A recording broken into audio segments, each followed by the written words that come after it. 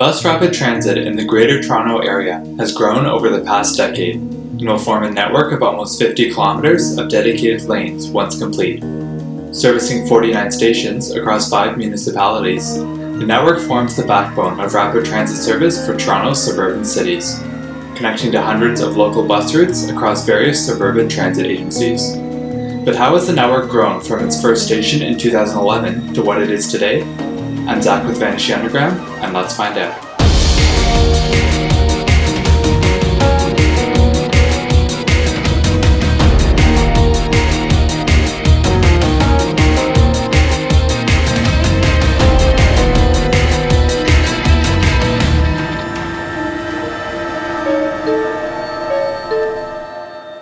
The first segment of York Region's Viva Rapid Way opened in 2011 as an 800-metre dedicated roadway on the north side of Enterprise Boulevard in downtown Markham. Starting from Birchmount in the east, the roadway serviced Markham's first Rapidway station at Warden. In 2013, the first segment of the Highway 7 East Rapidway opened, running from just west of Chalmers to just east of East Beaver Creek in the city of Richmond Hill. 5 median Rapidway stations were serviced along this stretch, as well as a new curbside Rapidway station at Bayview. The second segment of the Highway 7 East Rapidway opened 1 year later, adding 4 median stations to the alignment through the city of Markham. Between East Beaver Creek and Allstate Parkway, the Rapidway was reduced to a single lane under Highway 404, controlled by special traffic signals on each end of the segment. Cedarland Station opened at the beginning of 2015, connecting the Highway 7 and Enterprise Rapidway segments. The Rapidway ran south in the median of Town Centre Boulevard, before running east on the south side of Cedarland to the station. After exiting the station, the line continued on the west side of Warden to join up with the existing segment. Near the end of 2015, a Viva line was launched in the town of Newmarket, running on a newly opened stretch of Rapidway. Named Viva Yellow, the route serviced 3 median Rapidway stations along Davis Drive, including a walking connection to Newmarket GO station at Main. The first segment of the Highway 7 West Rapidway opened in 2017, running from east of Keele Street to just west of Creditstone. As there is no Viva route operating on that stretch at the time, York Region Transit's Route 77 was revised to temporarily operate in the Rapidway between these 2 stations, as there was no local stops along that segment of the route. Eastbound Viva Purple buses also serviced the station at Keele. Later that year, with the opening of the Spadina subway extension, Viva Orange was restructured to run in the Highway 7 West Rapidway, servicing a new station at Vaughan Metropolitan Centre. With this change, Route 77 was once again moved to curbside service. Brampton Transit's 501 Zoom service was also revised, connecting with the subway at the Vaughan Metropolitan Centre before turning south on Jane Street.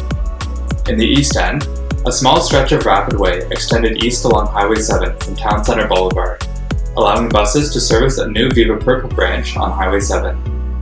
With this change, the station at Warden was renamed to Warden Enterprise.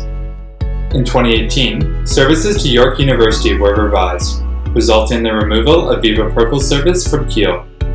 In addition, Brampton's Route 501 Zoom service was revised to terminate at Vaughan Metropolitan Centre.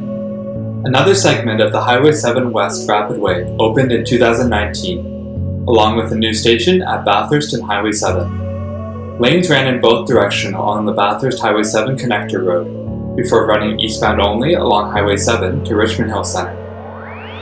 At the end of the year, the Highway 7 West Rapidway was extended, running west from Vaughan Metropolitan Centre to Wigwas Helen, servicing 4 intermediate stops.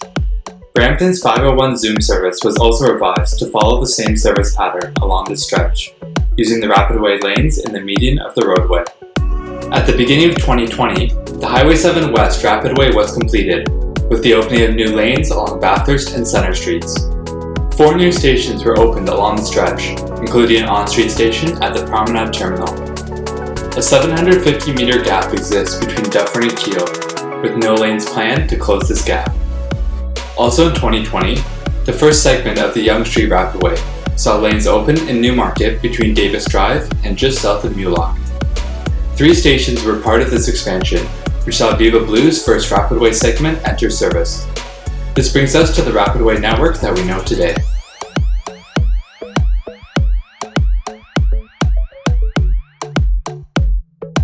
At the end of the year, the final segment of the Yonge Street Rapidway will open, running from Richmond Hill Centre to Major Mackenzie, servicing 4 stations.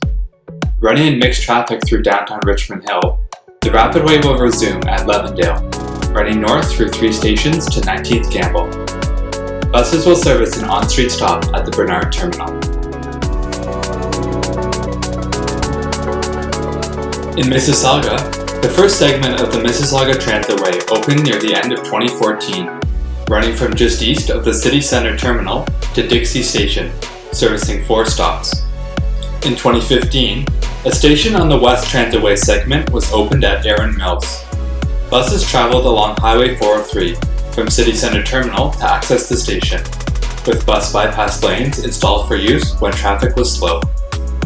In 2016, 2 new stations were opened on the eastern segment of the Transitway, at Tahoe and Etobicoke Creek. The station at Etobicoke Creek was built with an indoor connection to an adjacent development, the only station of its kind on the network. The Western Transitway segment was completed in 2017 with the opening of Winston Churchill Station. Some GO bus routes were also revised to service this segment. Sunday service was also added across the entire Transitway at this time. Later that year, 2 more stations on the eastern segment opened, bringing the Transitway to the Skymark hub. However, this was replaced at the end of the year with Renforth Station, which offered connections to TTC and GO buses. This brings us to the Transitway map that we know today.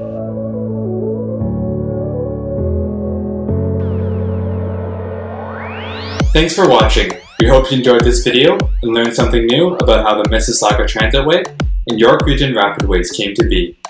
Stay tuned next week as we'll be taking a deeper dive into each of these projects, showcasing their design, operations, and the pros and cons of each route. Feel free to leave a like and a comment if you want to see more. And as for us here, we'll be vanishing underground until the next one.